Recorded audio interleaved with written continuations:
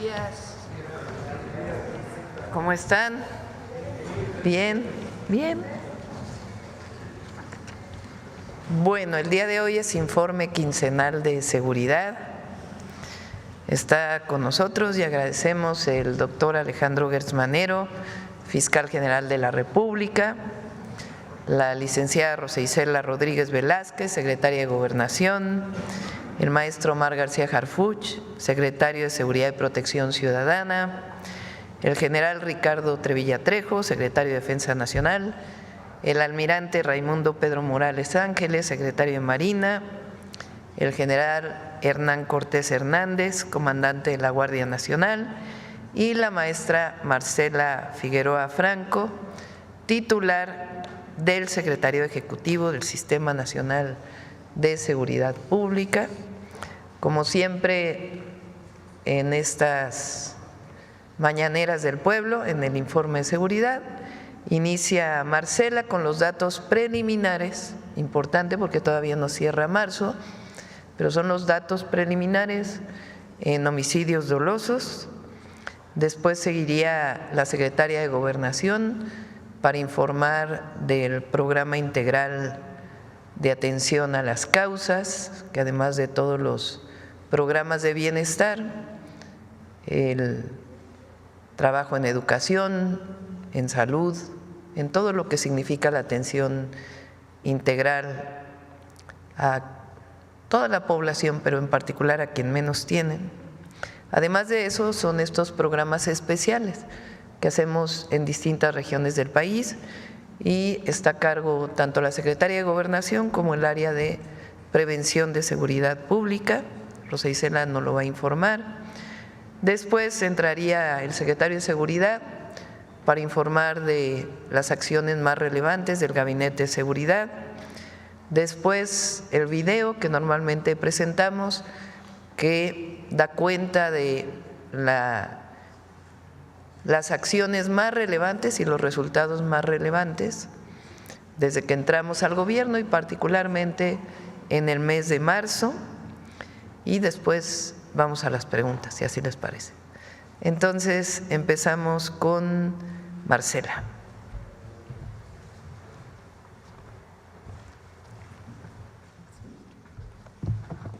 Muy buenos días a todas y a todos. Con su permiso, Presidenta. El día de hoy presentaremos el reporte de incidencia delictiva, como ya dijo la Presidenta, con cifras preliminares, con corte al día de ayer, 24 de marzo de 2025. Esto con información de las 32 fiscalías estatales del país. Una vez que concluya el mes, se tendrán las cifras consolidadas de marzo, las cuales se presentarán en la siguiente conferencia de seguridad. La siguiente lámina, por favor, gracias. Iniciamos con esta gráfica que muestra el promedio diario de víctimas de homicidio doloso de forma anual desde 2018 a lo que va de 2025, para ilustrar el comportamiento que ha tenido este delito en todo el país a lo largo del periodo señalado. Como se puede observar, este indicador mantiene una tendencia sostenida a la baja a través de los años y en particular con base en los datos preliminares disponibles, como decíamos, al 24 de marzo, el promedio diario de 2025 se ubica en 73.4 víctimas, lo que representa una disminución del 27% entre 2018 y 2025. La siguiente gráfica muestra la evolución, pero mensual, del promedio diario de víctimas de homicidio doloso entre enero de 2024 y el 24 de marzo de 2025. Con los datos preliminares de marzo se observa una tendencia sostenida a la baja durante los primeros 6 meses de la administración de la Presidenta, la doctora Claudia Sheinbaum.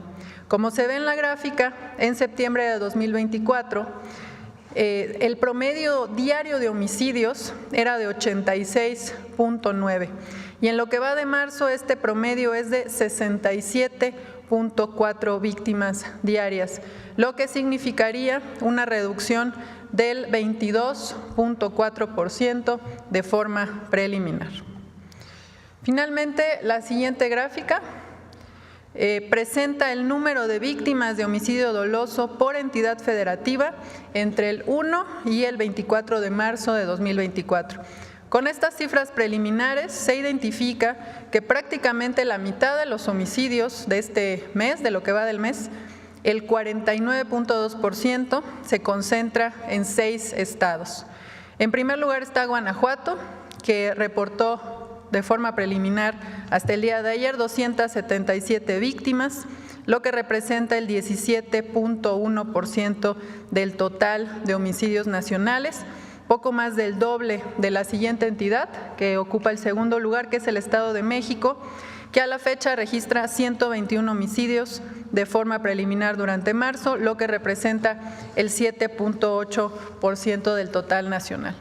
En tercer lugar está Chihuahua, con 6.7% del total nacional, seguido de Baja California con el 6.1%, Sinaloa con 5.9% y Sonora con 5.6%. De mi parte es cuanto con respecto al informe de incidencia con datos preliminares al 24 de marzo de 2025. Como ya señalamos, los datos completos de marzo y de los demás delitos de alto impacto se presentarán en la siguiente conferencia de seguridad. Muchas gracias. Con su permiso, Presidenta. Con su permiso, Presidenta. Muy buenos días tengan todas y todos. Esta mañana informaremos sobre el trabajo que seguimos haciendo para atender las causas que generan las violencias en zonas específicas del país, como parte de la Estrategia Nacional de Seguridad, en particular la construcción de paz con jóvenes. Como hemos comentado, la construcción de paz nos involucra a todas y todos, y para el gobierno de la presidenta Claudia Sheinbaum, las personas jóvenes son una prioridad. Este sector enfrenta distintos retos, por ello diariamente trabajamos para mejorar sus condiciones de vida a través de las diversas acciones enmarcadas en las atenciones a las causas que generan entornos de paz estables y duraderos, como son la cobertura de los programas sociales que se implementan en todo el país. Como parte de la campaña preventiva nacional y permanente Aléjate de las drogas, el fentanilo te mata, se han impartido pláticas en las ferias de paz, centros comunitarios y parques. Se han efectuado a la fecha 1,199 jornadas de paz. Y con la estrategia de seguimiento con la Secretaría de Cultura, se efectuaron convites en donde se desarrollan diversas actividades lúdicas, artísticas, obras de teatro, conciertos y cuentacuentos, definidas en coordinación con la población a partir de su riqueza cultural, necesidades y problemáticas sociales. También se incorporaron en 110 actividades deportivas como torneos de fútbol, voleibol, básquetbol, clases de tiro con arco, actividades físicas y rodadas ciclistas. En preparación de la Clase Nacional de Boxeo 2005, se realizaron 135 clases de entrenamiento de box en coordinación con la CONADE de la Secretaría de Educación. Continuamos trabajando de manera coordinada con las autoridades estatales y municipales.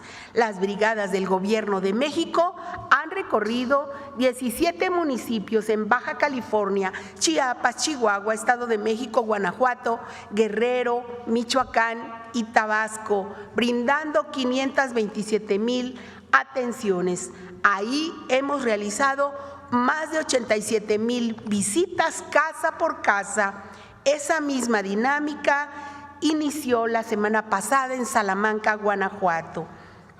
En esta labor participan 38 instituciones del Gobierno de México con una oferta de más de 100 programas y servicios, lo que nos ha permitido dar una atención directa a la población en sus comunidades.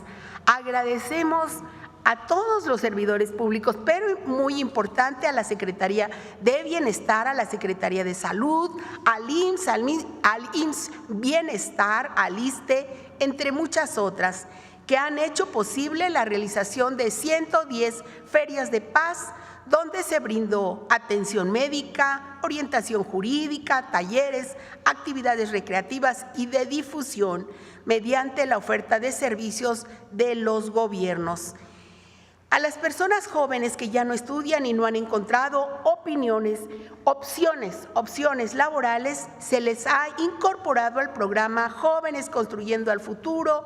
Solo en Guanajuato, Guerrero y Ciudad Juárez, en Chihuahua, se inscribieron en estos últimos días 4,062 jóvenes. Con vecinas y vecinos conformamos 118 comités de paz para que las comunidades y gobiernos actúen en la identificación de necesidades y en la gestión de las acciones.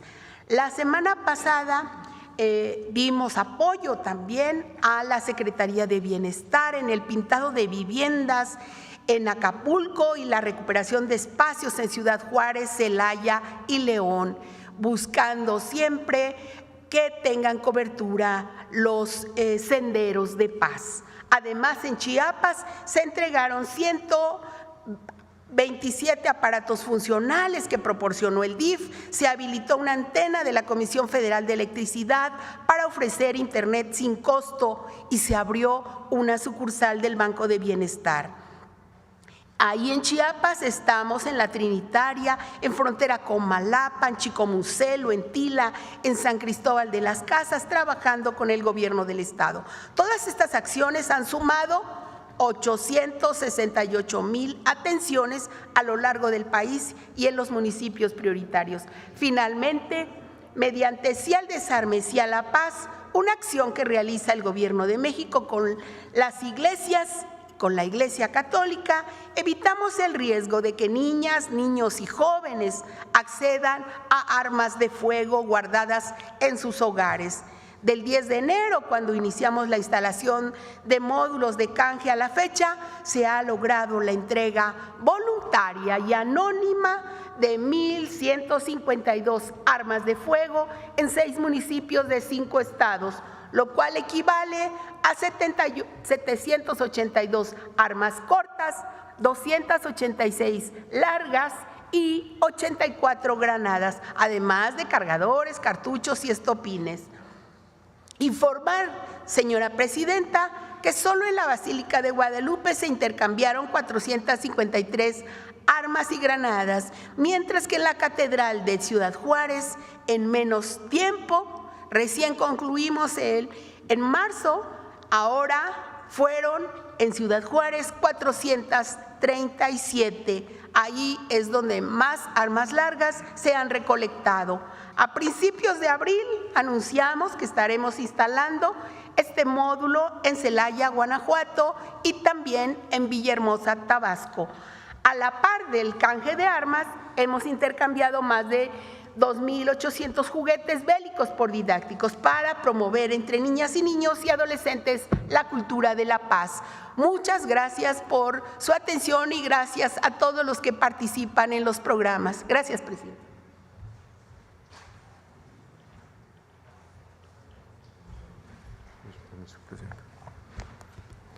Muy buenos días.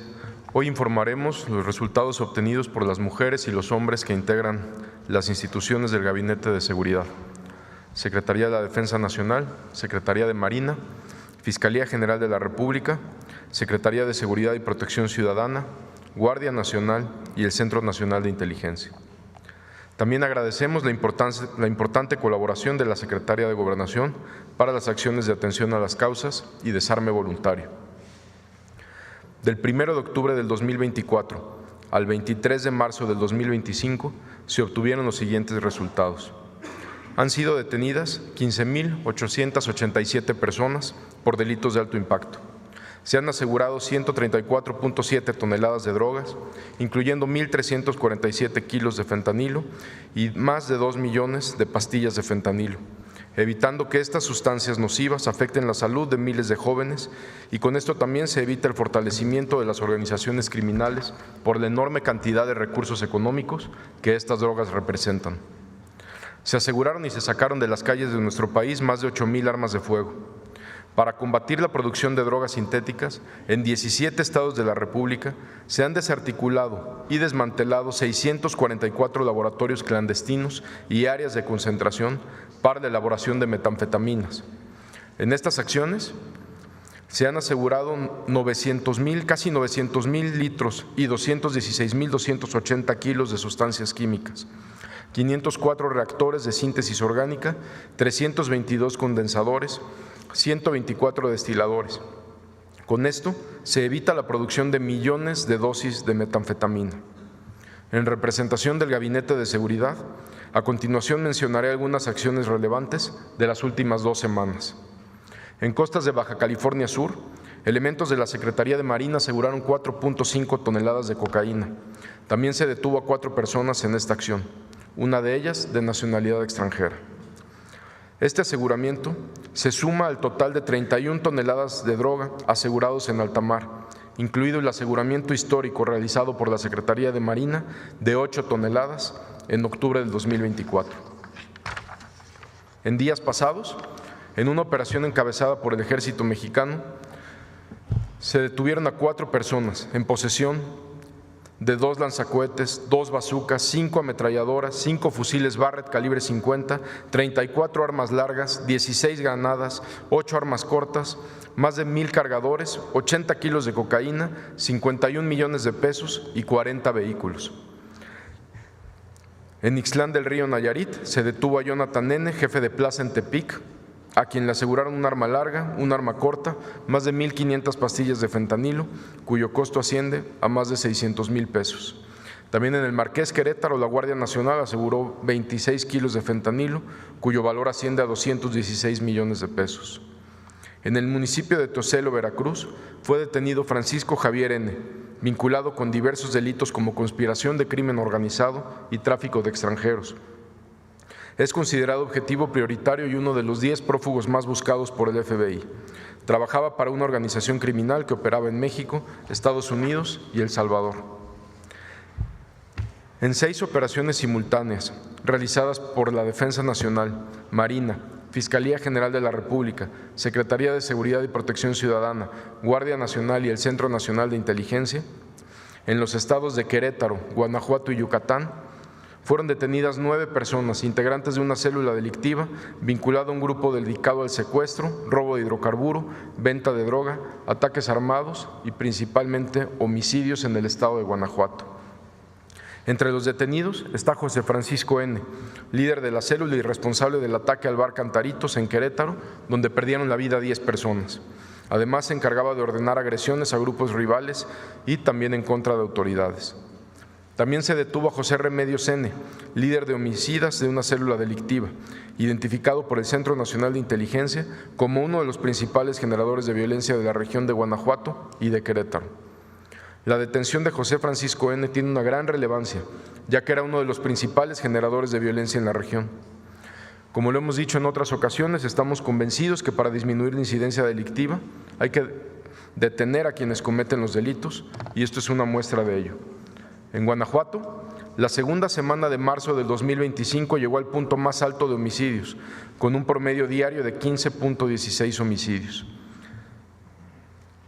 Desde la detención de José Francisco N., alias Alfa 1, se pudo observar una disminución en el promedio diario de homicidios que pasó de 12.7 a 7, lo que representa una reducción de casi el 45%. Como resultado inmediato de estas detenciones, Guanajuato desde hace 6 días no se ha encontrado en el primer lugar en el número de homicidios dolosos. Por instrucciones de la presidenta Claudia Sheinbaum, el día de hoy el general secretario y su servidor nos trasladaremos al estado de Guanajuato para realizar reuniones de trabajo con la gobernadora y su equipo de trabajo para dar seguimiento a las acciones que continúen con la baja de los delitos de alto impacto en la entidad. Por supuesto, el Gabinete de Seguridad continuará con las acciones de investigación y las acciones operativas para bajar los índices delictivos en dicha entidad. Por instrucciones de la presidenta Claudia Sheinbaum, el 5 de febrero inició la Operación Frontera Norte. Al 23 de marzo se han realizado los siguientes resultados: la detención de 1.748 personas y el aseguramiento de 1.562 armas de fuego.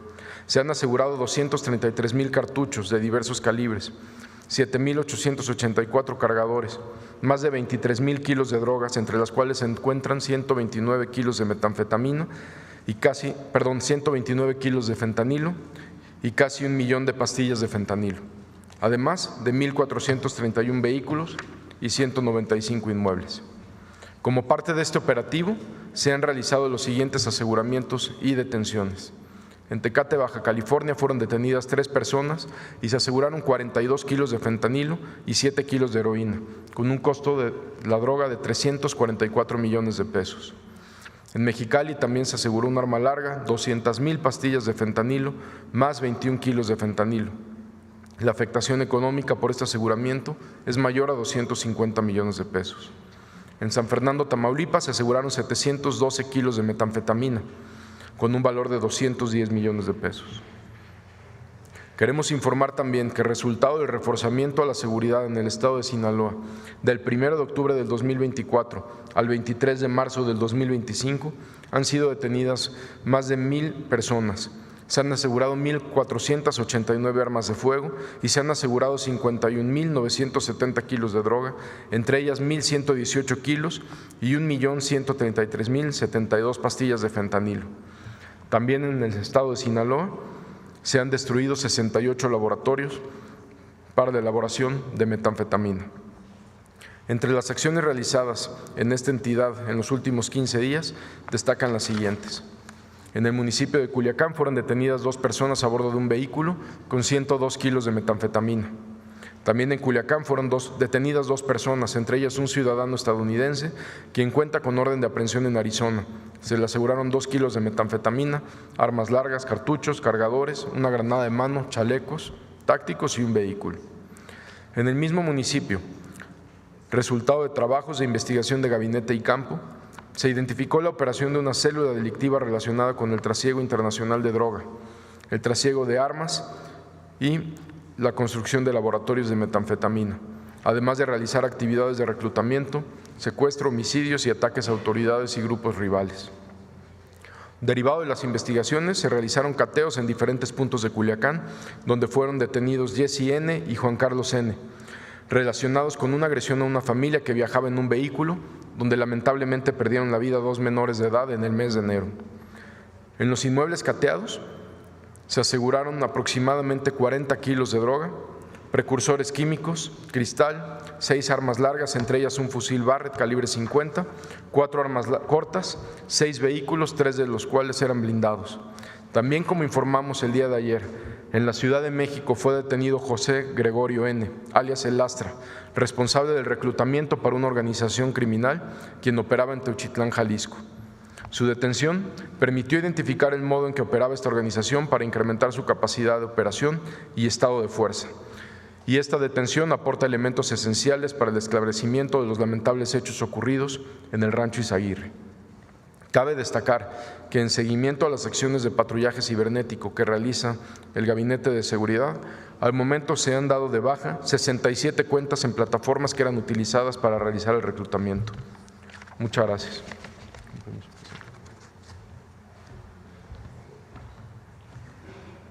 Pues esta es la información. Si me pasan la primera gráfica de homicidios.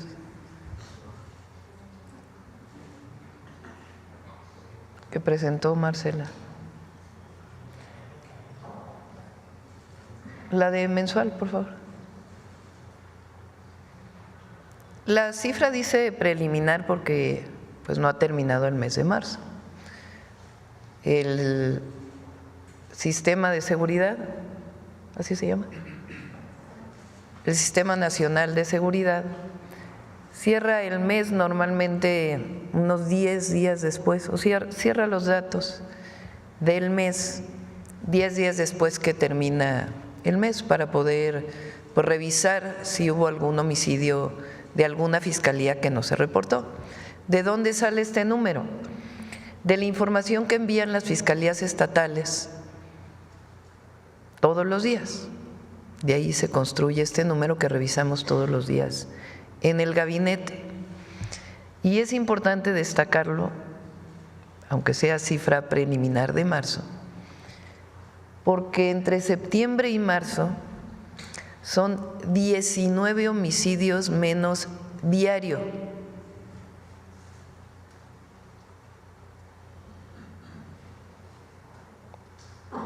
Es decir, en septiembre del 2024 se cometían 19 homicidios más diariamente de lo que nos está aportando la cifra preliminar de marzo.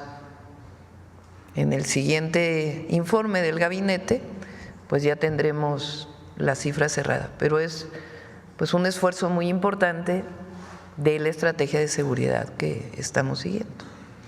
Entonces quería resaltar este número muy relevante y lo que mencionó el secretario de Guanajuato.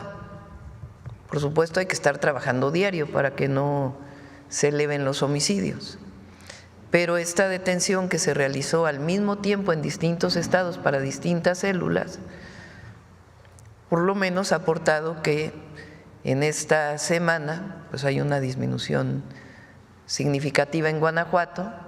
Es un resultado del Gabinete de Seguridad Nacional y el día de hoy pues se traslada el general secretario y el secretario de Seguridad para poder hablar con la gobernadora, su equipo de seguridad, para garantizar que sigan disminuyendo los homicidios en Guanajuato. Bueno, este es el resumen y pasamos a las preguntas. A ver aquí. El video, perdóname. El video, tanto preparan el video con mucho esfuerzo, que es el resultado de Marina Defensa. El Gobierno de México continúa obteniendo resultados significativos en el decomiso de drogas, en la incautación de armamento ilícito y en la captura de importantes objetivos generadores de violencia. Desde octubre de 2024 a la fecha, se han incautado hasta el momento un total de 134.5 toneladas de drogas, incluyendo casi 1,5 toneladas y más de 2 millones de pastillas de fentanilo, más de 56 toneladas de metanfetaminas, casi 39 toneladas de cocaína y más de 37 toneladas de marihuana. Lo anterior representa una afectación económica por decomiso de estupefacientes a la delincuencia organizada de 37.896.569.018 pesos. Se han asegurado y destruido 644 laboratorios clandestinos y áreas de concentración para la elaboración de metanfetaminas. También se han asegurado 8.222 armas de fuego, 1.712.534 cartuchos, 747 granadas, 10.477 vehículos y 36 embarcaciones. Se han detenido a 15.887 infractores de la ley, así como importantes objetivos generadores de violencia. Del 24 de febrero al 23 de marzo, entre los más relevantes, José Gregorio N., Jonathan N., Braulio Salvador N., Melina N.,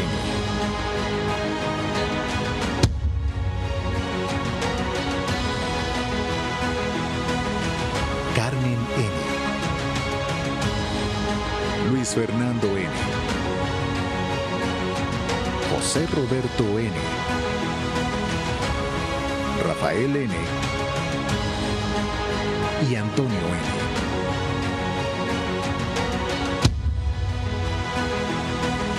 En este sentido, un objetivo clave para la construcción de la paz en Guanajuato es la región del Bajío. Mediante acciones simultáneas en los estados de Guanajuato, Querétaro y Yucatán, fueron capturadas 9 personas, entre ellas José Francisco N., alias Alfa 1, líder de una célula vinculada al cártel Santa Rosa de Lima. Esta detención cobra relevancia ya que era uno de los principales generadores de violencia en referida región. Estamos convencidos que para disminuir la incidencia delictiva hay que actuar contra estos objetivos. Muestra de ello es que en la segunda semana de marzo de 2025, Guanajuato llegó al punto más alto de homicidios, con un promedio diario de 15.6. Desde la detención de José Francisco N., alias Alfa 1, se puede observar una baja de este delito que pasó de 12.7 a 7, lo que representa una disminución de casi 45%. Sabemos que aún hay mucho por hacer, pero nuestro compromiso es seguir trabajando para construir la paz en todo el país. Como parte de la estrategia integral para fortalecer la seguridad en el país, se desarrolla la Operación Frontera Norte, obteniéndose los siguientes resultados del 5 de febrero a la fecha. 1.748 detenidos y el aseguramiento de 1.562 armas de fuego de diferentes calibres, 7.884 cargadores, 5.826.60 kilogramos de marihuana, 591.43 kilogramos de cocaína, 16.757.80 kilogramos de metanfetaminas, 129.24 kilogramos y 952.695 pastillas de fentanilo, 105.540 kilogramos y 370.523 litros de sustancias químicas, así como 29 laboratorios clandestinos de producción de metanfetaminas, 1.431 vehículos y 195 inmuebles. Este esfuerzo refleja el firme compromiso con el fortalecimiento de la seguridad, el apoyo continuo al bienestar de los ciudadanos y el impulso al desarrollo de nuestro país. Gobierno de México. Muy bien, ahora sí. Gracias, presidenta. Arturo Páramo, Grupo Imagen. El primer tema del que quisiera platicar con ustedes acerca de el anuncio que hizo ayer de que la CURP será el instrumento para identificar, una cédula de identidad, certificado de población, que va a tener huella y fotografía. Actualmente no cuenta con ello este documento. Va a ser tomado como identificación oficial, entiendo, por todo el gobierno federal, estatal, etcétera, pero este proceso de incluir la fotografía y la huella dactilar en este documento, ¿cómo se va a realizar? ¿Cómo se va a instrumentar? Ahí en la presentación que nos dieron ayer en las leyes, establece que va a haber cooperación con el INE. El INE ya tiene esos datos. No sé si va a haber algún tipo de traslado de información o si vamos a estar sujetos los mexicanos a este proceso de otorgar la foto y la huella dactilar en este instrumento, en este documento. Se va a hacer poco a poco, no es algo que se vaya a realizar en determinado tiempo. ¿Qué tenemos que hacer primero? Juntar todas las bases de datos. Para que nos entienda quien nos escucha, cuando uno va y nace un mexicano o mexicana, pues te registras en el registro civil. Ahí viene una información. Cuando vas a realizar un trámite con el gobierno de México, te piden otra información. Tú tienes asociado una CURP desde el momento en que naces, que tiene que ver con distintos datos, en dónde naciste, género, en fin, diferentes datos. El objetivo es que los bases de datos diversas que tenemos pues vayan constituyendo una sola base de datos en el Registro Nacional de Población. Entonces, ¿qué hacemos con las leyes? Permitir que esa información pueda ser utilizada con base en la Ley de Protección de Datos Personales. ¿Por quién va a poder ser utilizada? Por el Gabinete de Seguridad, por las fiscalías estatales. Es un tema de seguridad. Ahora, en el caso del INE, no es que el registro del INE vaya a pasar completo al Registro Nacional de Población, porque tiene su propia ley, su propia seguridad de datos personales, etcétera. Ahora, ¿qué es lo que ocurre? Si el secretario Omar García Harfuch necesita un dato en inteligencia de una persona porque está vinculada con un homicidio, con un delito, tiene que mandar un oficio al INE y el INE después de varios días pues le dice sí, aquí está la información. Lo que queremos ahora es que para el sistema de seguridad el INE de manera automática envíe la información, resguardando los datos personales. Eso por un lado. Y por otro lado, hacer una plataforma única de las fiscalías, con información de las fiscalías de las personas desaparecidas o reportadas como no localizadas o desaparecidas en el país. Porque no hay, está en la ley, pero no están los procedimientos para poderlo hacer.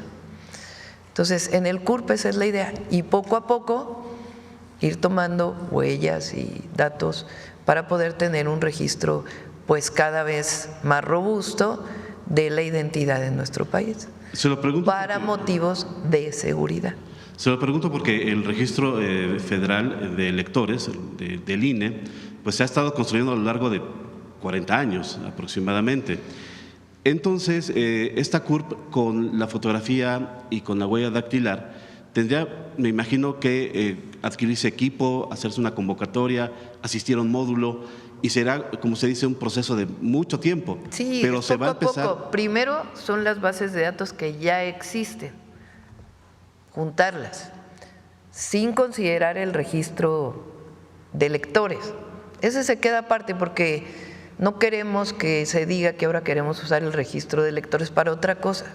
Además, tiene su propia ley, su propia dinámica.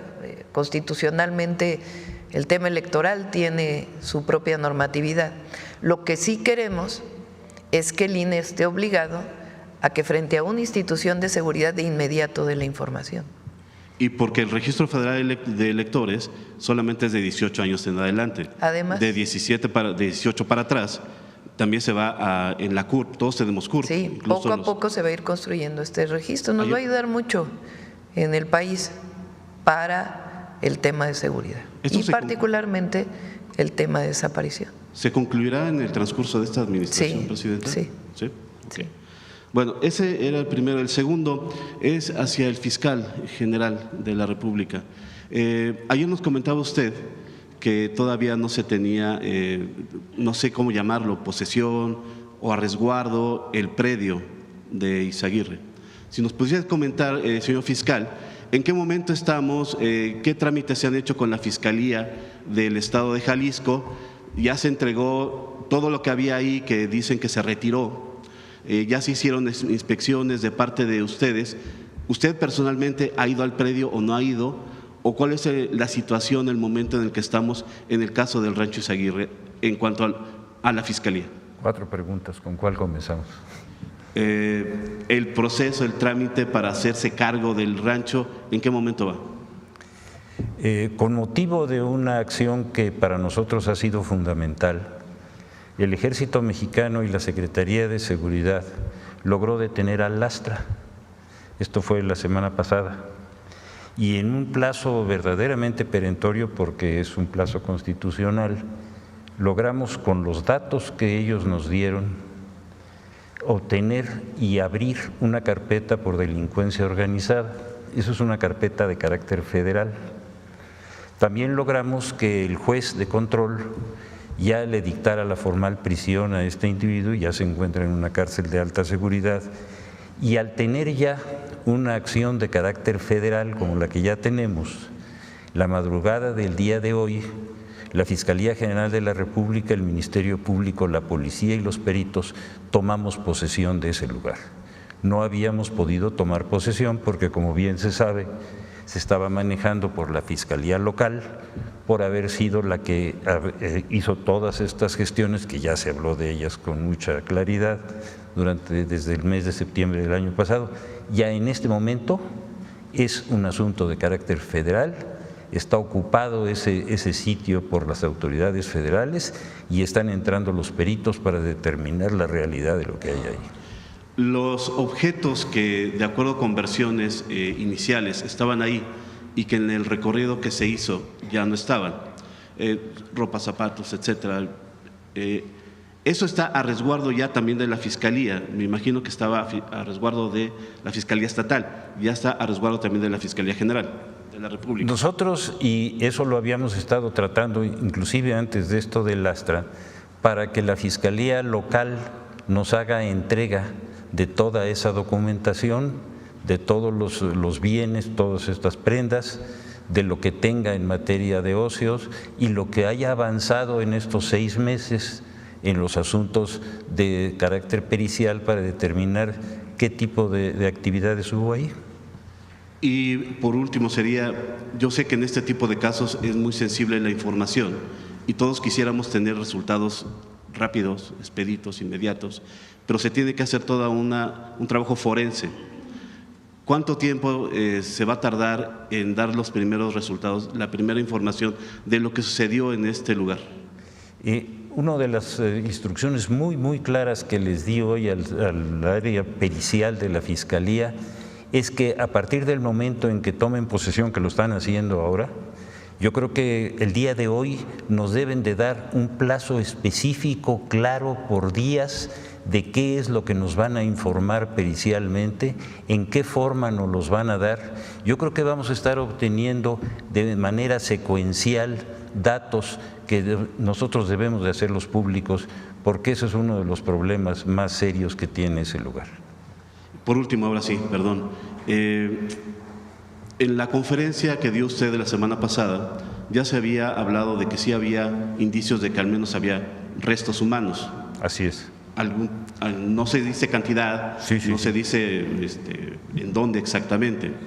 Ayer también el fiscal nos comentaba, el secretario de Seguridad nos comentaba que en la declaración inicial de esta persona detenida se hablaba de que se había ejecutado tortura en la capacitación de la gente que llegaba ahí y eventualmente se les privaba de la vida.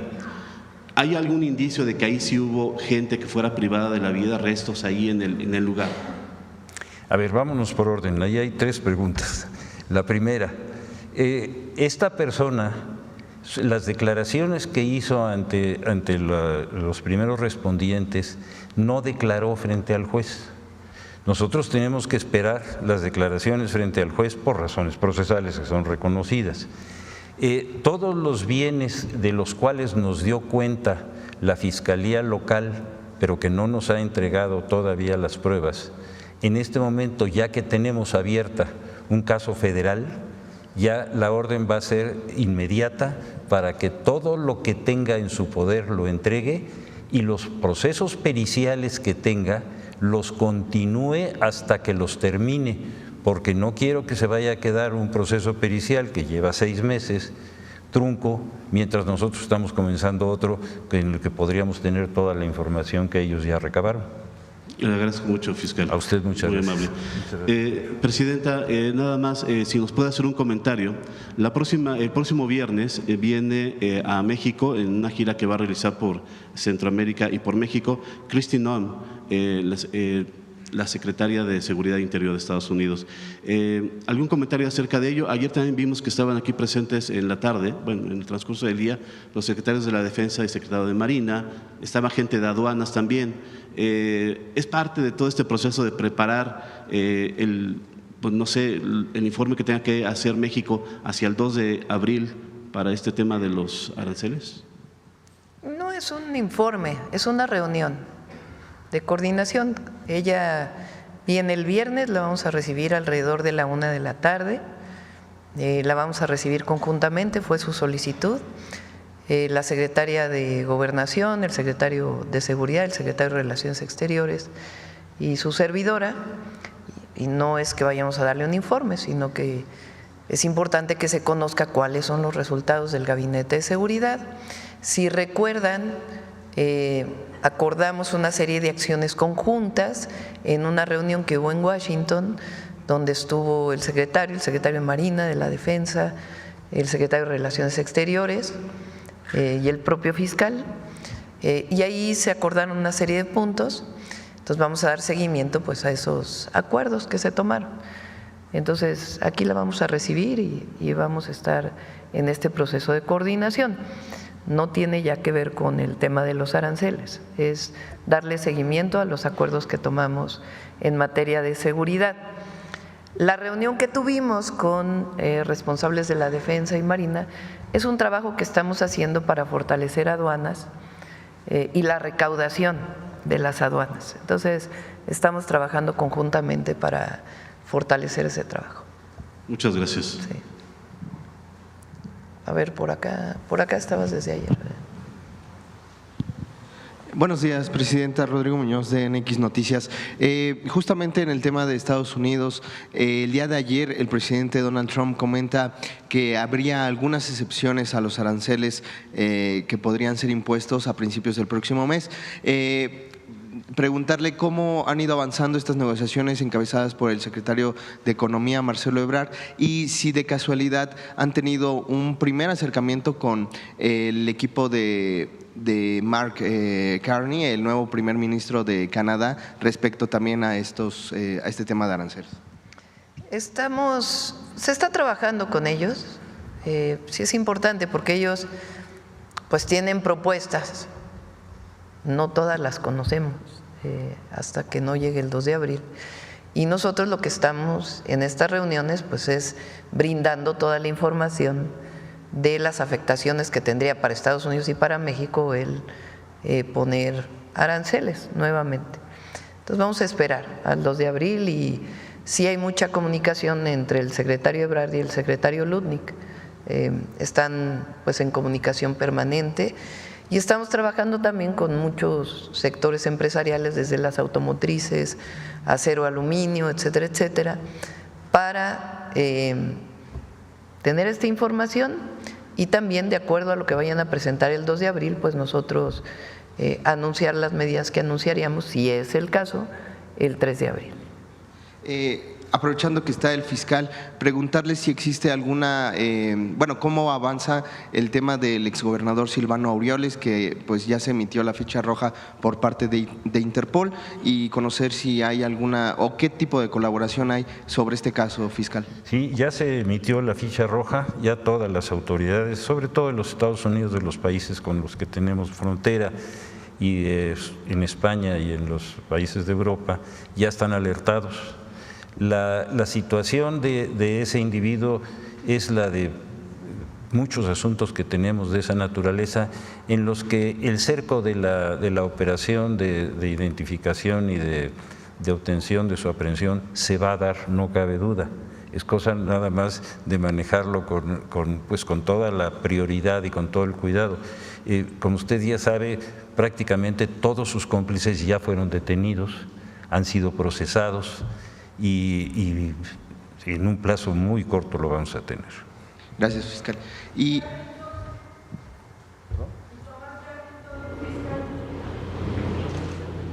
Tomás Yarrington todavía está en los Estados Unidos.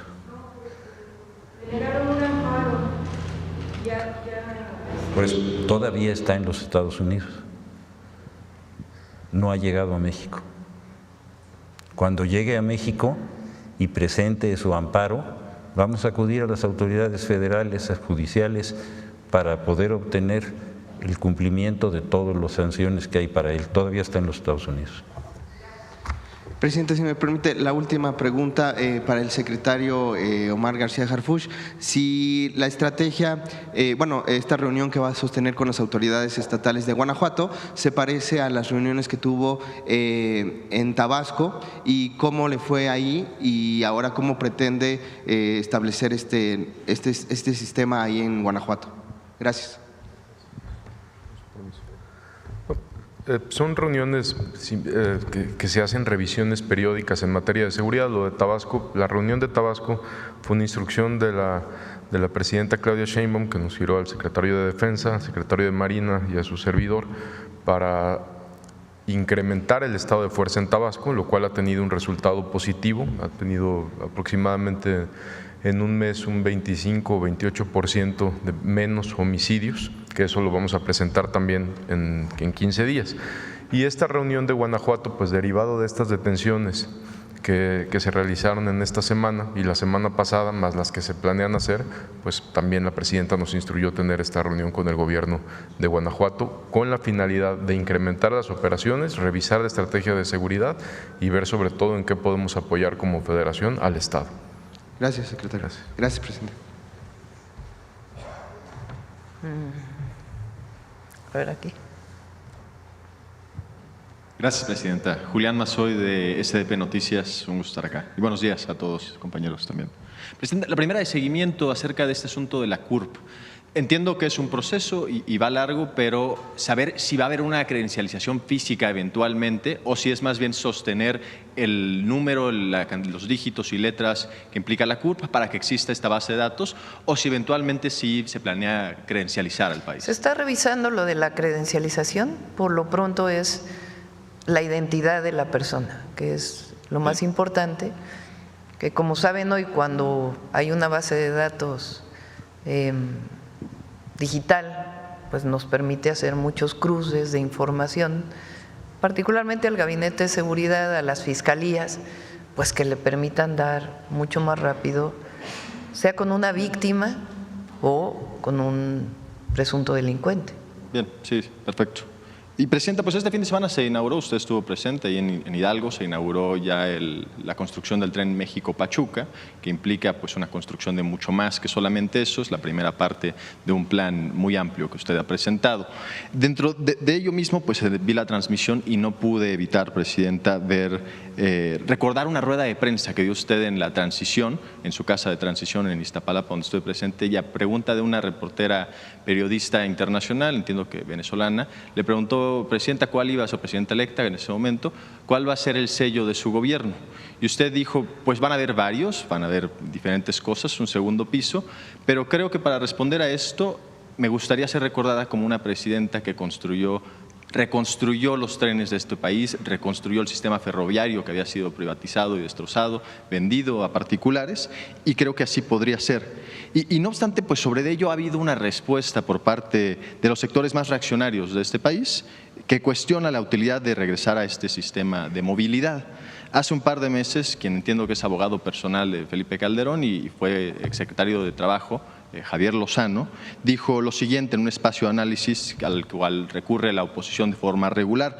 Sucedió el 12 de diciembre de 2024 y me voy a permitir leerlo textualmente, disculpen la vulgaridad. Dice, en la 4T dicen, claro que sí estamos apostando en la infraestructura. ¿Cómo qué? Los trenes de pasajeros. Ya no mamen. ¿Cómo van a pensar que eso es apostar por la infraestructura sabiendo que van a perder dinero? Presidenta, pues ¿cómo responder a la reacción de la derecha conservadora, los sectores pues que evidentemente son minoritarios? Los ferrocarriles, la reconstrucción del sistema ferroviario es una medida muy popular. En esa misma rueda de prensa a la que hago referencia, usted decía que era parte de su proyecto porque la gente en las giras que hizo por el país durante la transición le decía que deseaban y que pues recordaban con un afecto particular el sistema ferroviario, y no obstante, pues sí, la reacción conservadora, a pesar de ser pues un sector minoritario, tienen una sobrerepresentación en espacios mediáticos y va a haber que hacer frente a los argumentos que siempre se presentan, contraargumentos, pues que los trenes son de los años 60, que hay un impacto ecológico, que no son viables económicamente, que pues hay medios de transportes más eficientes. ¿Hay algo que se puede hacer? ¿Se debe de hacer algo para pues responder a la reacción ante esta sobrerepresentación mediática que hay de estos argumentos? Y pues la otra es pues preguntarle si se puede convencer a la reacción o si se debe, o cuál es el contraargumento, porque va a enfrentarse a esto siendo un pilar de su gobierno, la construcción de estas vías férreas, Presidenta. Bueno, primero este personaje, a ver si en una de estas mañaneras recordamos su historia para los jóvenes.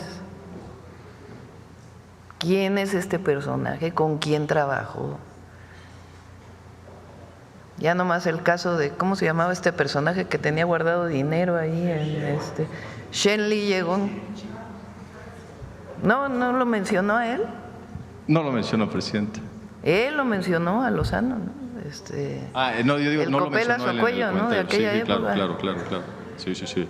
Hay que recordárselo a los jóvenes. Vamos a pedirle hay alguno de los equipos que hace las cápsulas que haga una historia de este personaje, porque luego no se conoce. Aprovecho a los compañeros de los medios alternativos. No se preocupen tanto por lo que dice Riva Palacio. ¿Quién es Riva Palacio? ¿Quién lo lee? ¿A ustedes los ven más que a este personaje? Preocúpense por lo que ustedes informan al pueblo, a la gente.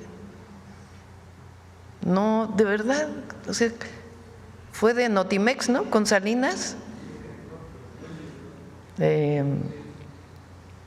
Y después de eso, pues a lo que se dedica es a golpear, a construir historias ficticias, como si ustedes no tuvieran derecho a informar, como cualquier periodista que trabaja en un medio comercial. Tienen ustedes todo el derecho. Todo. Y están aquí porque a veces informan mucho mejor que otros. Entonces no se preocupen tanto. Primero lo leen así, de este tamaño. Lo leen, no sé, ¿qué les gusta? 20,000 personas lo han de leer. Y a ustedes los ven, ¿qué? 100,000 en vivo. Bueno, Pedrero, ¿no? Que estuvo ayer aquí, es el segundo streamer, porque no por nada, pero esta mañanera se ve mucho. No se preocupen tanto por eso, no, al revés, todo lo que viene de críticas de ellos, pues lo que muestra es que ustedes están haciendo su trabajo. Ayer cuando hablábamos de esto me olvidé comentarlo. Entonces, ustedes hacen muy bien su trabajo y qué bueno que existen los medios alternativos. Entonces, Bueno, eso quería comentarlo. De este personaje, pues hay que sacar su historia, quién es. Los trenes de pasajeros tienen muchas virtudes. Nada más vean lo que ha hecho Japón, lo que ha hecho China, Europa y los trenes de pasajeros. Y las bondades, las virtudes de estos trenes de pasajeros, no solamente para la conectividad de las personas, sino para generar desarrollo regional. No hay que olvidar que en nuestro país los trenes de pasajeros y de carga fueron privatizados en el sexenio de Zedillo. No hay que olvidar que Zedillo se fue a trabajar después de haber privatizado a una de las empresas a las que les dio el beneficio de la privatización. El presidente López Obrador recuperó los trenes de pasajeros, particularmente el Tren Maya y el interoceánico, que ambos serán, bueno, el interoceánico ya es de carga y el Tren Maya va a ser de carga, porque es la forma más eficiente de transporte. Nada más pongan, ahora hemos estado en los puertos, sale un contenedor de Manzanillo, entra un tráiler. ¿Cuántos contenedores le caben al tráiler? 2. La gasolina o el diésel que utiliza este tráiler. Cuando va el tren, pues lleva no sé cuántos, a ver si Andrés nos dice, por lo menos 50 contenedores, ahorrando diésel, haciendo más eficiente el traslado. Para la carga y para los pasajeros, recupera además la movilidad de muchas poblaciones que cuando se acabaron los trenes en el país, dejaron de vivir alrededor de la economía que genera el paso de un tren. Entonces, imaginen, hay muchísima movilidad de personas que viven en Pachuca y vienen a trabajar a la ciudad o viceversa. Pues ya no van a utilizar un transporte, un camión o un autobús, sino que ahora van a utilizar el tren a precios accesibles. Claro, ellos están en contra de que el Estado recupere algunas de sus funciones que durante el neoliberalismo le quitaron. Es ideológico y además, bueno, escuchen nada más el tipo de cosas que dice.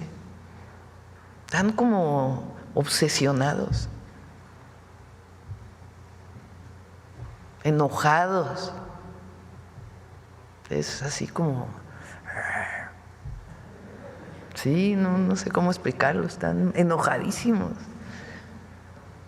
¿Por qué? Porque la gente ya no les cree. Todo esto, por ejemplo, que ha salido del rancho, y tuvo cientos de millones de menciones. Pero aquí se va a dar a conocer la verdad. Esa es la gran diferencia con la Cuarta Transformación. Antes se escondían la verdad. Nosotros no tenemos ninguna intención ni interés de esconder nada. Al revés, queremos que se dé a conocer todo y actuamos con responsabilidad y con amor al pueblo.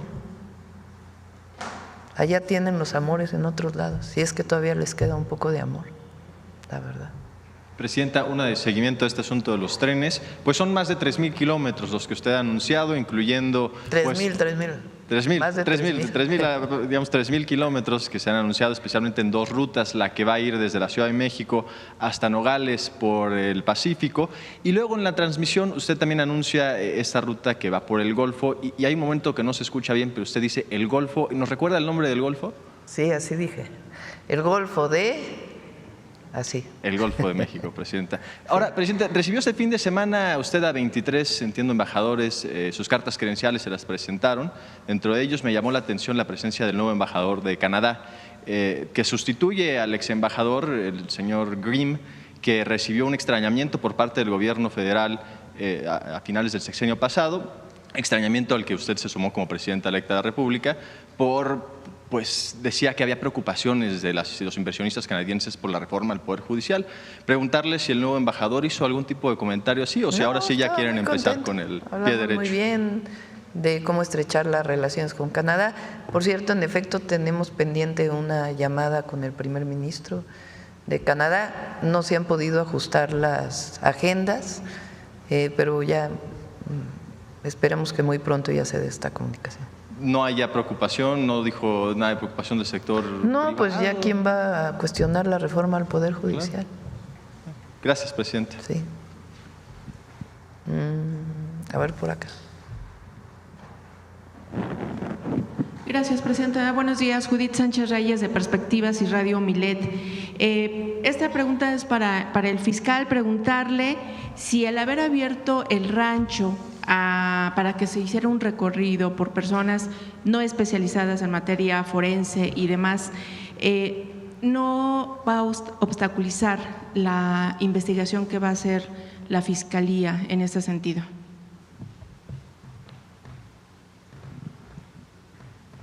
Como ustedes recordarán, en la reunión que tuve con los medios, yo les pregunté a las personas que asistieron si tenían interés en que se pudiera hacer una visita por la cantidad de información tan confusa que había. Hubo un acuerdo general, no hubo nadie que se opusiera, y les dije con toda precisión que nosotros les íbamos a pedir la autorización a la Fiscalía Local para ver si se podía hacer esa visita sin estorbar las actividades periciales que estaban haciendo. Se le hizo la consulta, estuvo de acuerdo y nosotros dimos todo el apoyo para que pudieran asistir ahí. Lo que nos encontramos fue una situación que no estaba prevista.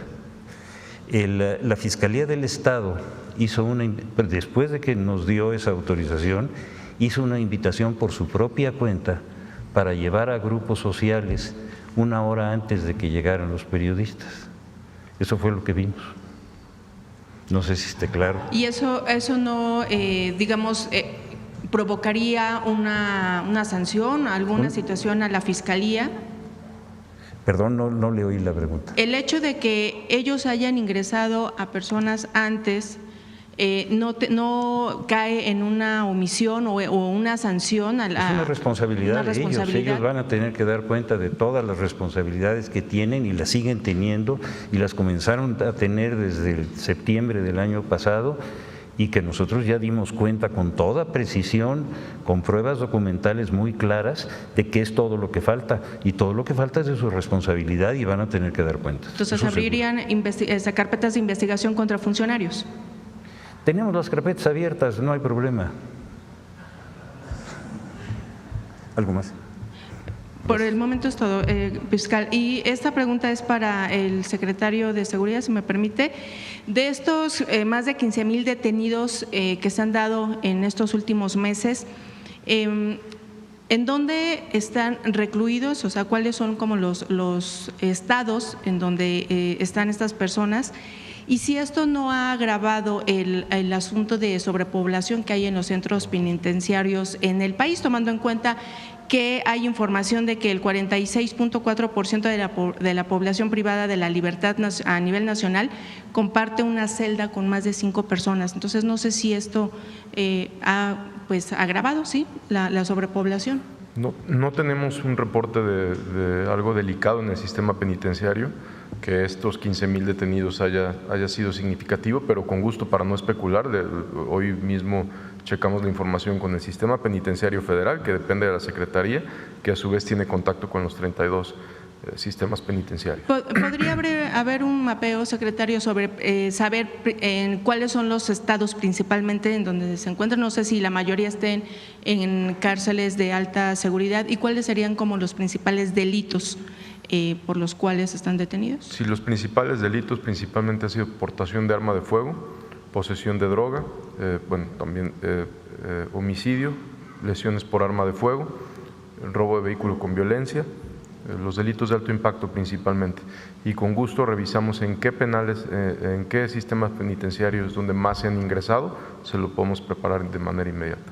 Muy amable, gracias. Y Presidenta, desde que Estados Unidos catalogó a los cárteles mexicanos como grupos terroristas, usted comentó que el Gabinete de Seguridad podría venir a darnos pues una definición y también la diferencia entre estos grupos de delincuencia organizada con los grupos terroristas, bueno, que maneja Estados Unidos. No sé si haya la posibilidad de que nos den esa información en este momento, tomando en cuenta que está aquí el gabinete. Entre cómo catalogamos nosotros. A ver, volvemos a la pregunta, si es tan amable, por favor. Si nos puede dar cuál es la definición de terrorismo.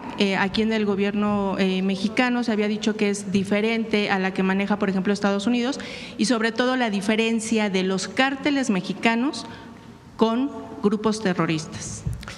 La definición de terrorismo no la hace el gobierno, está establecida con toda precisión en el Código Penal. Establece cada una de las conductas que atentan fundamentalmente con aspectos políticos de la integridad de la nación y de la defensa de la sociedad. Ese es el criterio jurídico establecido por el Código Penal. El criterio que tienen los Estados Unidos es diferente, y sin que yo vaya a hacer una definición de lo que ellos han establecido, la diferencia es muy clara. Ellos lo ven como un asunto de seguridad nacional y tiene una vinculación con las conductas que van más allá de un aspecto estrictamente delictivo individual para convertirse en un tema de una delincuencia colectiva con una intención de hacerle daño a colectividades o a la nación misma. Esa es la diferencia desde el punto de vista legal. Entonces, obviamente no alcanzan este nivel de violencia los cárteles mexicanos con los grupos terroristas como lo maneja Estados Unidos. Yo creo que cada una de las, y eso es un asunto muy claro de competencias.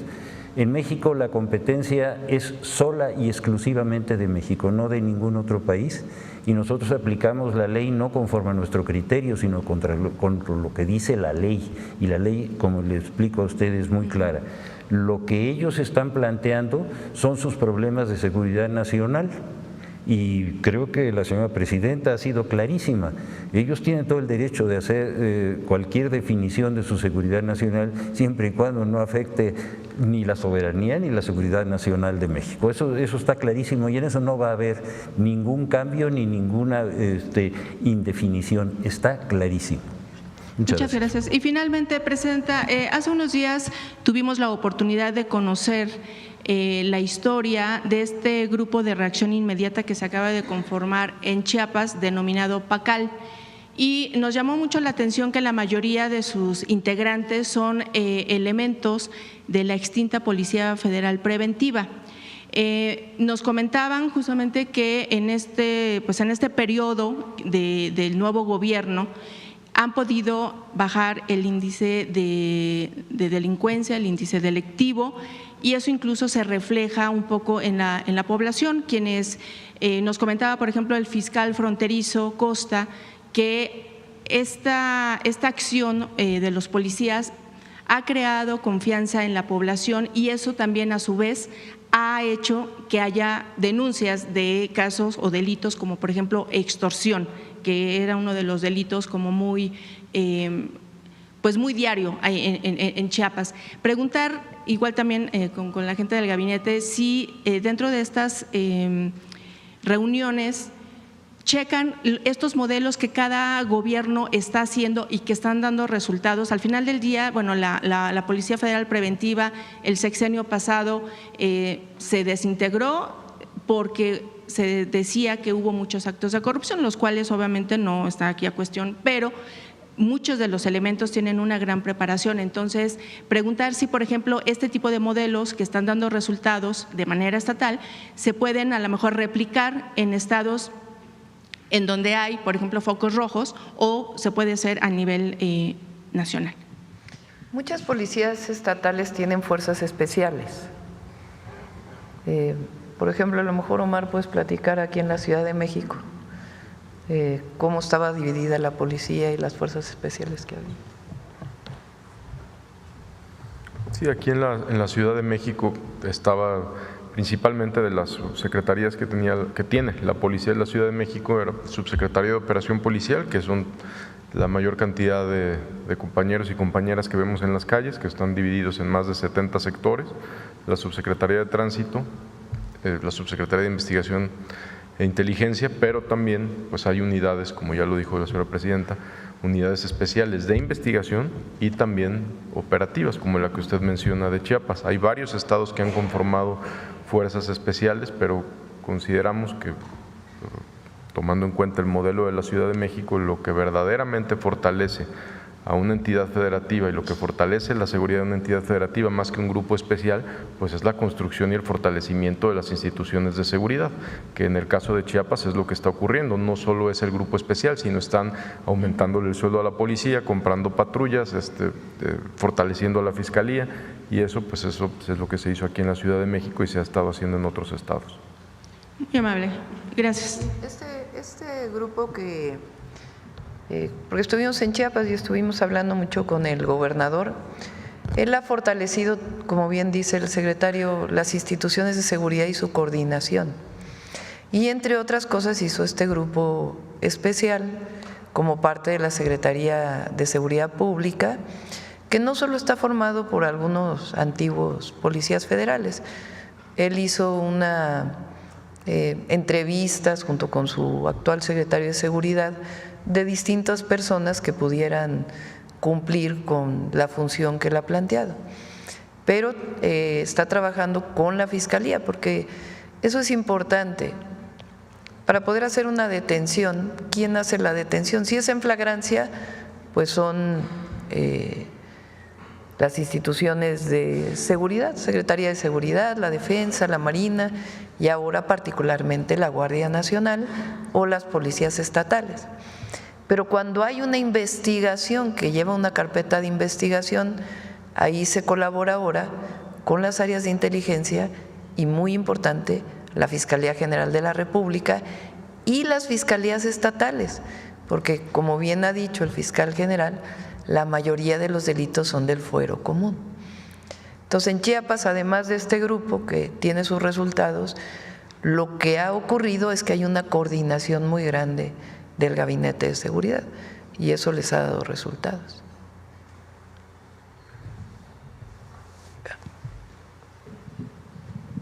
Bueno, hola, ¿qué tal? Buen día, Presidenta. Un buen saludo para todos. Arturo Rojas, del diario El Economista.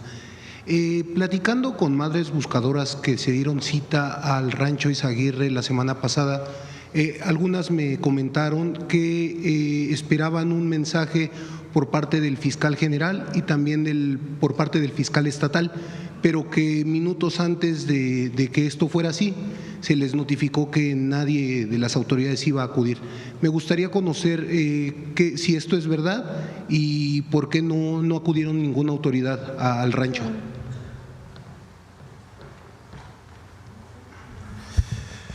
Nosotros tuvimos una conferencia de prensa muy amplia, muy clara, a nivel nacional. Todos los medios estuvieron invitados. Se expresó con toda precisión, y está la grabación, y aquí la tengo, una consulta que yo hice a los medios para ver si para ellos era importante hacer una visita a un área y a un predio que no está bajo nuestro control, y así lo dije, y que le íbamos a pedir la autorización a la Fiscalía local para que pudieran ellos entrar. Eso se dijo con una absoluta claridad. ¿Qué fue lo que ocurrió después de eso? El fiscal local, después de que nos dio la autorización, dijo que yo iba a ir. ¿Cómo voy a ir a un lugar donde ni siquiera nosotros podemos entrar si no es con el permiso de ellos? Por razones obvias. ¿Cuál fue la razón? ¿Cuál fue la razón para poder hacer esa convocatoria a esas madres para que llegaran una hora antes de que llegaran las personas que ellos mismos habían invitado? No sé si esté claro. Si se trata de crear problemas, no, nosotros estamos tratando de crear soluciones. Claro, y bueno, además de este anuncio que hizo el fiscal, ¿en algún momento recibió una invitación o una sugerencia de parte de él para que usted acudiera al rancho? Ni una palabra, ni siquiera sabíamos que habías hecho esa convocatoria pública que llegó a extremos verdaderamente inconcebibles. Él lo citó en las oficinas de la Fiscalía General de la República en Jalisco. Y lo hizo expresamente una hora antes de que pudieran llegar los periodistas que ellos mismos habían permitido que entraran. No, digo, está más claro que ya no puede ser. No sé si para usted claro. Muchas gracias. A usted. Para el secretario Omar García Harfuch, usted mencionó el día de ayer que las pruebas o los indicios no permitían que se hablara del Rancho Izaguirre como un campo de exterminio, sino como un campo de adiestramiento. Pero también usted mencionó que personas que estaban o que no querían ser reclutadas o que intentaban escapar eran asesinadas. Estas personas, ¿ustedes tienen indicio de qué lugar o en dónde eran asesinadas? Y si sí, podríamos hablar de campos de exterminio fuera del Rancho Izaguirre o en algunos puntos del país. Primero, y como lo dijo la señora presidenta, pues nosotros informamos con total transparencia y con absoluto apego a la verdad con las pruebas que tenemos. Ayer mencionamos e informamos que hasta el momento no había indicios de que el Rancho Izaguirre fuera un campo de exterminio. Hasta el momento. Si se hubiera y si se tienen pruebas de que ahí se cometieron homicidios o de que en otros lugares se han cometido homicidios, lo digo por el trabajo que hemos realizado por muchos años en materia de seguridad, es muy distinto que en un inmueble se cometan homicidios a que sea un campo de exterminio. Es una cosa totalmente distinta que en un inmueble se haya cometido algún tipo de homicidio, tortura, a que sea un campo de exterminio. Entonces, en su momento, cuando lo determine la Fiscalía General de la República y podamos determinar cuántos homicidios, si es que los hubo, pues entonces ya lo informará de manera adecuada. Pues un campo de exterminio es un lugar donde de manera sistemática se asesinan a cientos y miles de personas, ¿no? Creo que todos lo tenemos claro. Gracias. Muchas gracias. Y bueno, como tercera y última pregunta, Presidenta, ante la desaparición del INAI, la semana pasada, el día viernes, se anunció que no todos los trabajadores serán dados de alta o pasarán a trabajar en la Secretaría. Usted había anunciado que esto no iba a ser así, que todos los trabajadores… No, nunca lo dije así. O sea, lo que comenté es que había trabajadores que iban a pasar a la Secretaría Anticorrupción y de Buen Gobierno y que los trabajadores que no pudieran acceder iban a ser liquidados conforme a derecho, conforme a la ley laboral. Claro. Eso fue lo que les dijo la secretaria Raquel Buenrostro a los trabajadores. Y bueno, justo en esta situación, ¿bajo qué términos o bajo qué pues aspectos se tomará en cuenta quiénes sí serán contratados, quiénes no serán contratados, qué pues aspectos tomarán en cuenta para esta decisión? Primero es importante decir por qué algunas personas no serían recontratadas. No es un asunto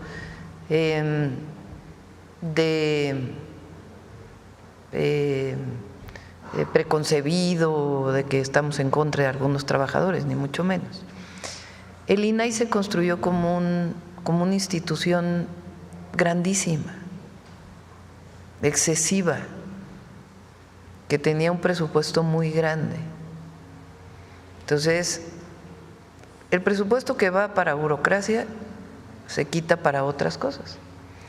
Entonces, lo que se está haciendo es una institución más pequeña que cumple las funciones, y para aquellos trabajadores y trabajadoras que por alguna razón no puedan entrar, pues se hacen las liquidaciones por ley y se busca también si pudieran entrar en algún otro espacio. No es algo contra los trabajadores, que eso es lo más importante, sino parte del proyecto de austeridad republicana. ¿Cómo se determina? Lo determina la propia Secretaría Anticorrupción con base en los mecanismos que están establecidos administrativamente para las contrataciones y los perfiles de las personas que deben cumplir. Por supuesto, muchas gracias. Sí.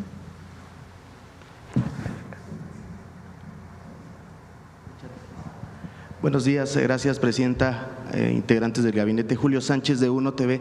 Quisiera insistir en el tema del rancho y sería para el fiscal general. Fiscal, quisiera preguntarle cuál sería el objetivo entonces de abrir el rancho, de invitar a los medios de comunicación a este lugar, abrirlo al escrutinio público. ¿Eso no afecta a la investigación en el sentido de lo que dice usted de lo complejo del tema? Precisamente por eso, ante todos los medios y con todos ustedes presentes, les pregunté si era importante, interesante para el gremio tener una visita libre, sin tener ningún tipo de presión sobre lo que había ahí. Yo creo que tener esa transparencia, al contrario de ser algo negativo, yo creo que es muy positivo si se lleva con orden y no se mete gente para generar ahí un conflicto, pero dar la oportunidad de que se conozca un área que está tan cuestionada, pedirle la autorización a quien tiene el control de ello y dar todas las facilidades para que vayan, es una muestra de libertad y de transparencia. Yo no lo veo de otra manera. Pero digamos, para las víctimas, el tema de la investigación, el rigor de la investigación, lo que técnicamente implica eso, ¿no afecta para darles certidumbre a las víctimas? Por eso se dijo con toda precisión que la visita debía de ser con todo respeto a las acciones de investigación y de periciales que estaba llevando la autoridad local, que es la responsable. Se llevó por nota, pero absolutamente, no sé si esté claro para usted. Sí, lo entiendo. Fiscal, aprovechando, digamos, lo que conocimos ayer de las declaraciones de la persona que fue detenida y pues el testimonio que dio y que nos dio a conocer el secretario, ¿esto tampoco afecta a la investigación? Digamos, ¿no se viola el debido proceso en el sentido de que se está conociendo información que está bajo una investigación en este momento? Ese asunto ya está frente a un juez. Hay un procedimiento penal abierto. Los procedimientos penales en México son absolutamente transparentes y abiertos a cualquier investigación de cualquier naturaleza. Lo que es secreto es la parte de la investigación cuando esa secrecía es indispensable para no perder pruebas o lastimar la investigación. Pero en este caso no hay ninguna situación de esa naturaleza. Entiendo. Digamos, con esta declaración, ¿se sabe cuántos restos hay o había en el lugar construyendo los testimonios de las personas que ya fueron detenidas? ¿Se puede saber qué pasó ahí para aclarar sobre todo a las víctimas que pareciera que son las que pues, no han sido consideradas de acuerdo a lo que hoy se conoce y lo que ellas han dicho? A ver, me repite con precisión la pregunta, si está Con todo gusto. Digamos que entendiendo y conociendo los testimonios de las personas que hoy están detenidas, ¿se puede saber qué fue lo que ocurrió en ese lugar hasta el día de hoy y darles certidumbre a las víctimas, que parece que son las que no… ¿Habla usted del caso de Lastra? Del caso, sí, por supuesto, bueno, del caso de Jalisco. En el caso de Lastra lo acabo de decir y lo voy a repetir con toda claridad.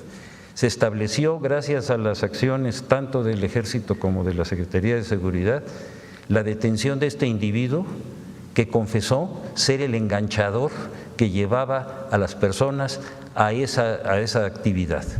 Ese es el punto y esa es la razón. También se le encontraron armas de fuego y droga, y todos esos elementos están ya frente al juez. El juez hizo un análisis y decretó la formal prisión de este individuo y lo sujetó a proceso. Ya, como lo acabo de decir, en su declaración preparatoria no quiso ya abundar. Lo vamos a ver durante el juicio. No sé si esté claro. Sí, fiscal. Y saber los restos que ya se tenían, de los que nos informó ayer el secretario Omar García Harfuch, de una primera operación desde el año pasado, ¿qué pasó con esos restos? ¿Los restos que quién tenía? Ayer el secretario nos informó que hubo en una operación el año pasado del Ejército en ese lugar se encontraron restos, al menos de una persona, fue lo que nos dio a conocer el día de ayer. No, la acción fue de la Guardia Nacional.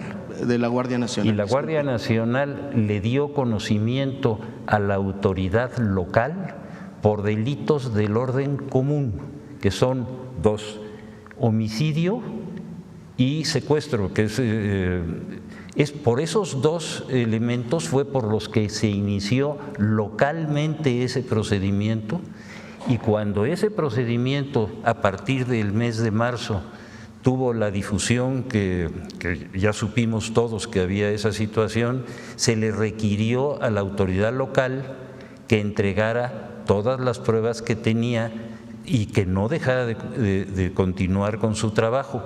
De todas esas pruebas yo di cuenta pormenorizada y por escrito y lo entregué a todos ustedes. De acuerdo.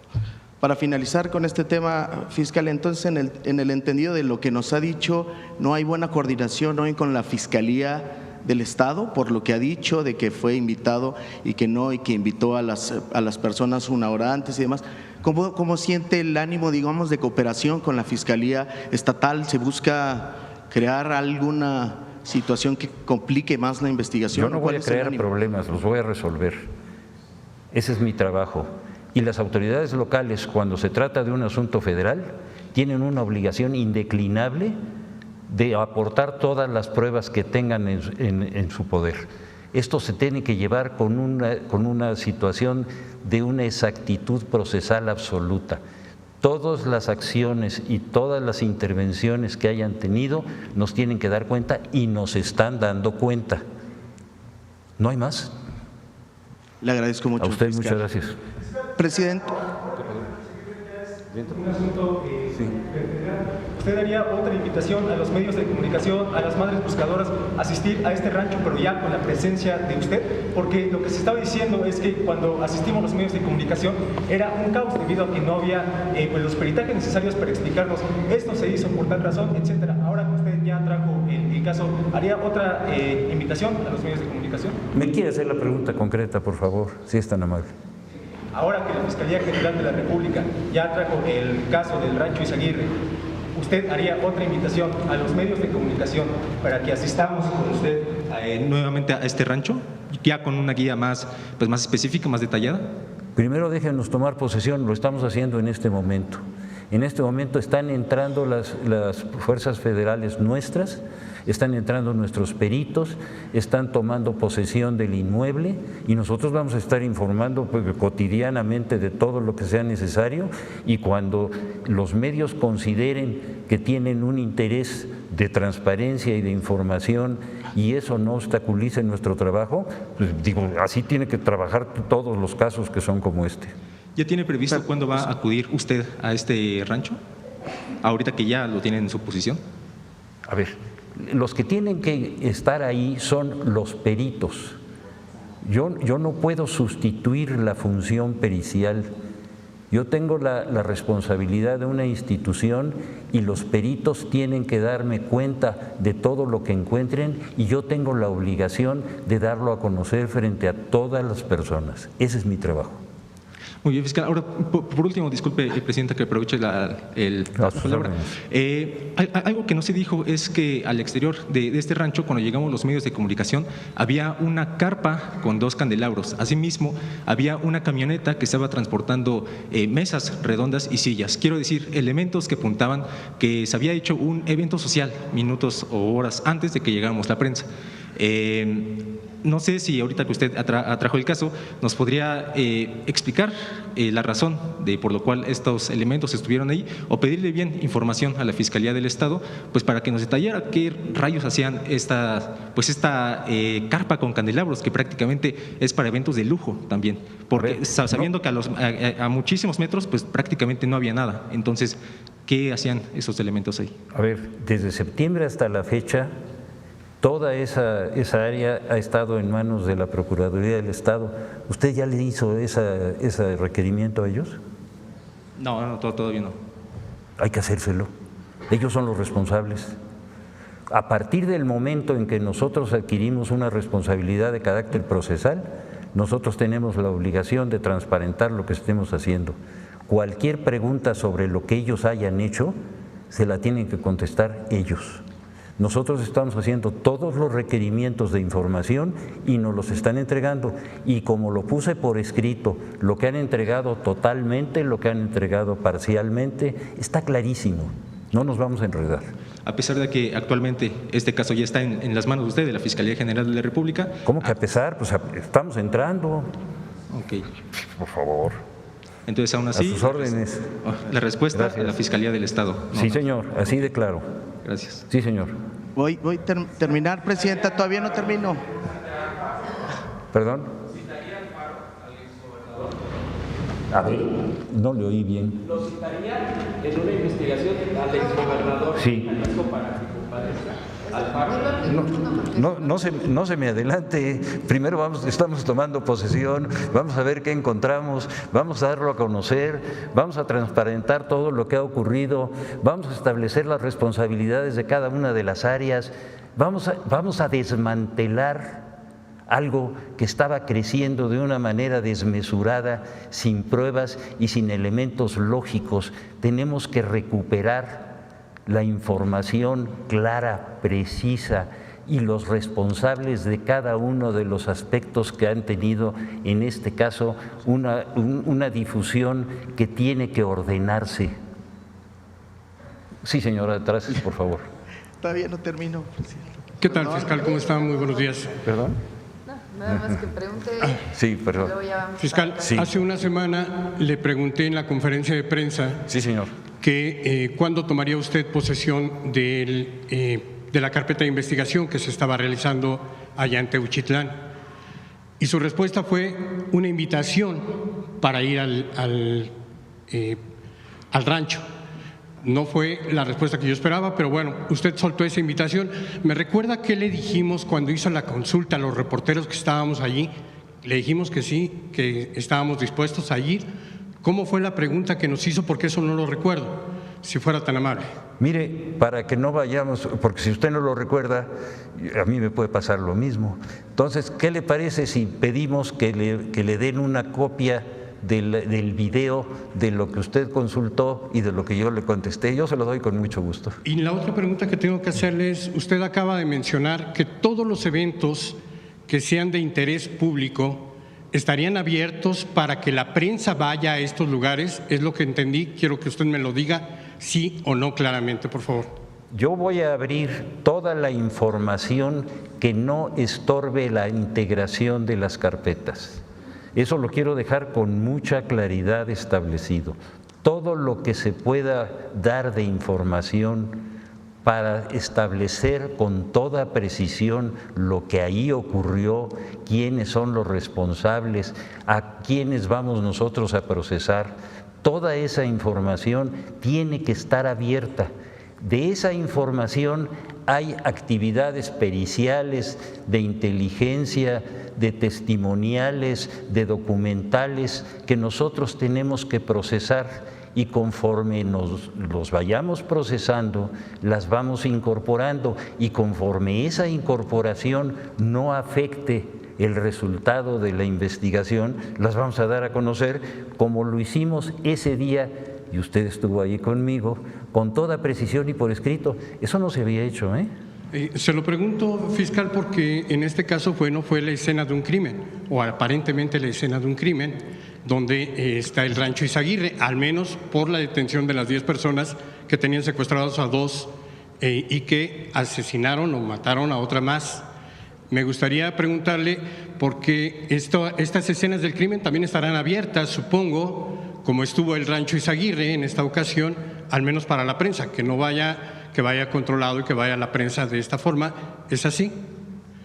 Y se lo pregunto porque desde 2005 no habíamos tenido la oportunidad de visitar una escena del crimen, los medios de comunicación, y en esa escena del crimen en 2005 fue el caso Florence Cassés. Hasta hoy es la siguiente ocasión en que la prensa ingresa a una escena del crimen de esta manera. Preguntarle si en lo sucesivo vamos a tener elementos o pruebas o posibilidad de acceder a predios como este. Muchísimas gracias. Mire, el caso de Florence Cassés fue un montaje. La presencia de ustedes fue una muestra de transparencia. Esa es la diferencia. Gracias. Ya. Bueno, vamos a… Presidenta, nada más se me permite terminar. Sí, por favor. Esto no está… Gracias. Perdón. Muchas gracias, muy amable. Presidenta, la semana pasada vinieron madres buscadoras desde Tamaulipas, querían platicar con usted, llegaron hasta aquí a Palacio Nacional, las recibieron en atención ciudadana, las canalizaron a la Comisión Nacional de Búsqueda. ¿Tiene información sobre esta reunión que ellas piden con usted? Dicen que tienen pruebas, evidencia de lo que está ocurriendo en el Estado y que pues no están siendo atendidas por las autoridades. Dicen que hay falta de sensibilidad frente a su situación, pues de que llevan varios años en búsqueda de sus seres queridos. La Secretaría de Gobernación recibe no solamente este colectivo de madres buscadoras, sino otros colectivos y a familiares de manera individual. En la en Secretaría de Gobernación hay 2 comisiones, por ley. Una es la Comisión Nacional de Búsqueda, que apoya a la Fiscalía General de la República o a las fiscalías estatales o a la solicitud de alguna persona para hacer una búsqueda. Tienen tecnología, tienen un trabajo integral de apoyo para poderlo realizar. En particular a este colectivo se les atendió de Tamaulipas.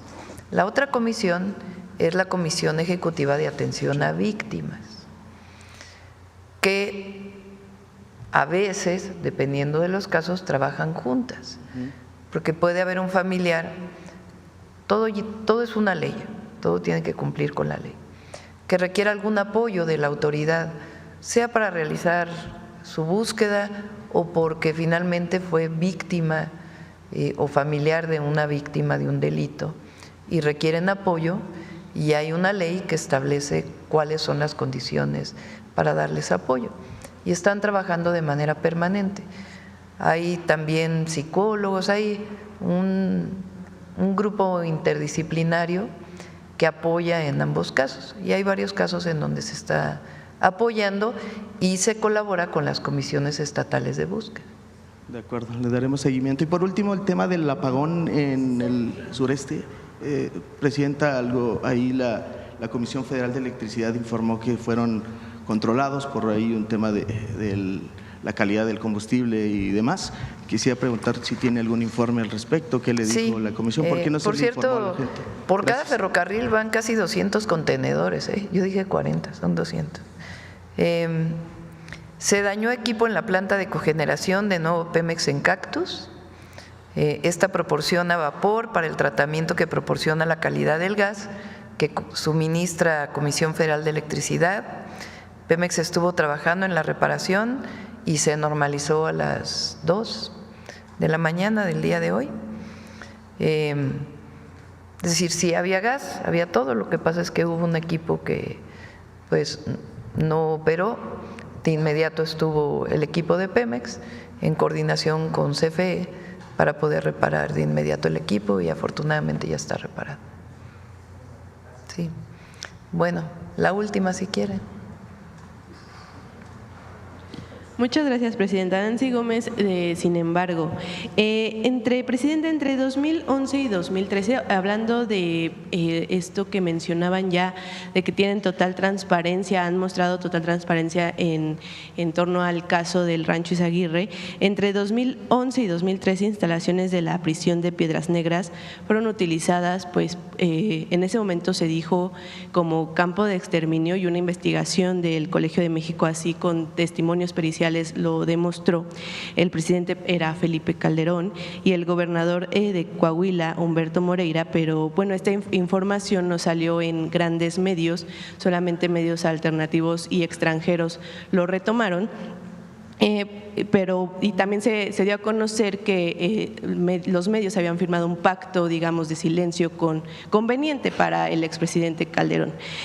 ¿Por qué estas investigaciones sobre estas atrocidades no se reabren para, pues, en el momento esas víctimas acceder y que se les garantice la justicia actualmente ya con su gobierno? ¿Qué es lo que se puede hacer con estas, pues digamos, casos emblemáticos de esa época? Lo revisamos, le pedimos aquí al fiscal que revise el caso de Piedras Negras. Okay. ¿O Fiscalía Estatal? Sí. Concretamente, ¿qué tipo de información le podemos aportar a usted?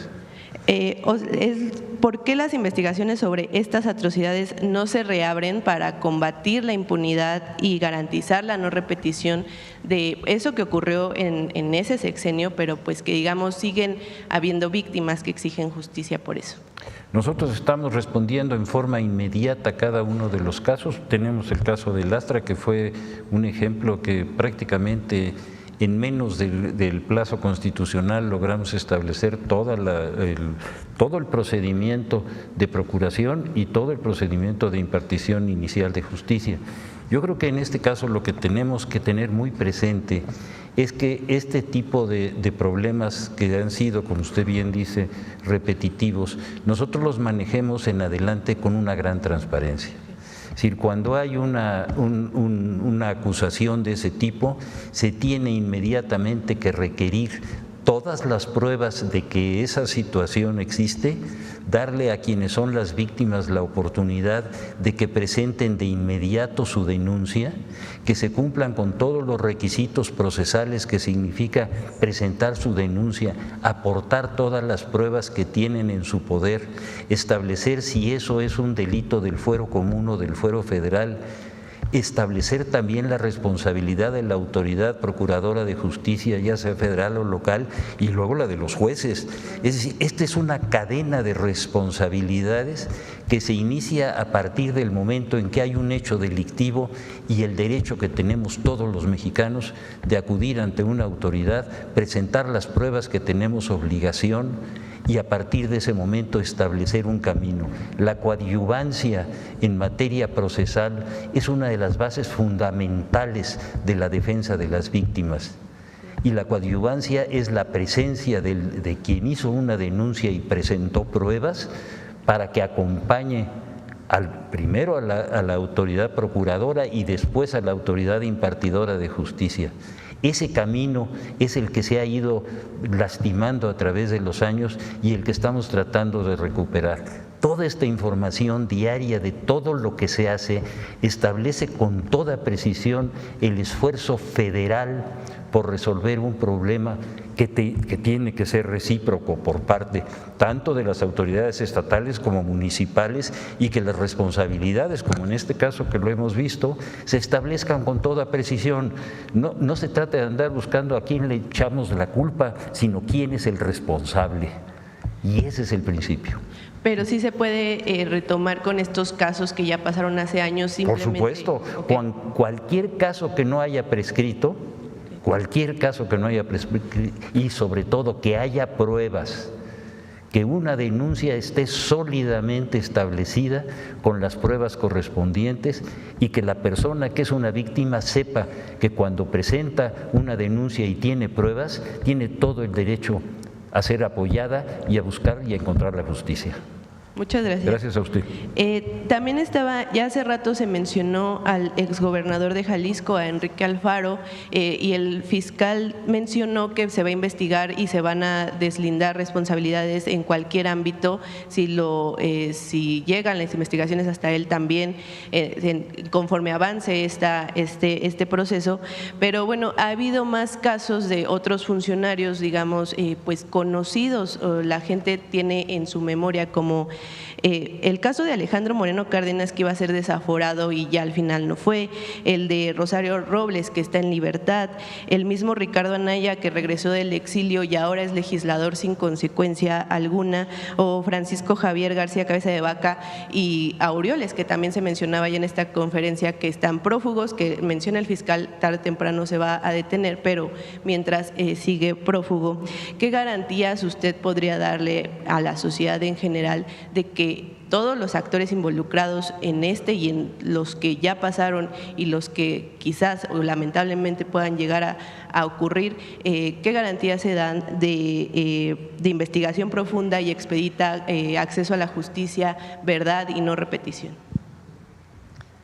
En el pasado había quizá dos palabras que explicaban lo que ocurría en el sexenio de Calderón, que nos dicen que ya no se debe mencionar. Pues sí, ellos ya no quieren que se mencione, ¿verdad? Porque fue muy oscuro con su secretario de Seguridad, que es montajes y pactos de silencio. A nosotros nos caracteriza la verdad y la justicia. Esa es la diferencia. Porque nosotros juramos no robar, no mentir y no traicionar al pueblo. Y las cosas están en las fiscalías, porque no es un asunto político. Todo es política, pero en particular en este caso, si hay un delito, pues tiene que perseguirse. ¿Y a quién le corresponde? A las fiscalías estatales o a la Fiscalía General de la República. Gracias, presidente. Bueno, muchas gracias a todas y a todos. Nos vemos mañana.